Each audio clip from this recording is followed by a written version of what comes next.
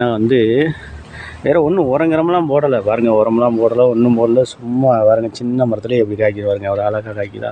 இது வந்து பார்த்தா 2 3 இலை விட்டுருக்கு. இன்னும் போக போக நல்லா கொத்து கொத்தாக காய்க்கும். அவ்வளோ அழகாக இருக்குன்னு பாருங்கள். நம்ம விவசாயிகள்லாம் வந்து இந்த மரம் தாங்க வாங்கி வைக்கணும். தயவுசெய்து விவசாயிகள் வந்து இந்த மரங்களை வாங்கி வைங்க.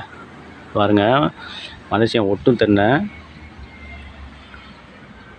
எவ்வளோ அழகாக இருக்குன்னு பாருங்கள். முதல்ல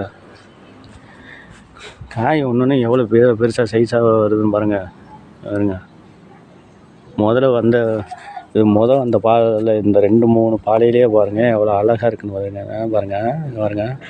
அப்போ இன்னும் வர வர எவ்வளோ காய்க்குன்னு பாருங்கள். விவசாயிகளுக்கு இந்த மரம் வந்து ஓகே. இது காயாகவும் ஆகும் பாருங்கள். சும்மா அப்படி நின்றுக்கிட்டே பிடிக்கலாம் பாருங்கள். காயாகும்.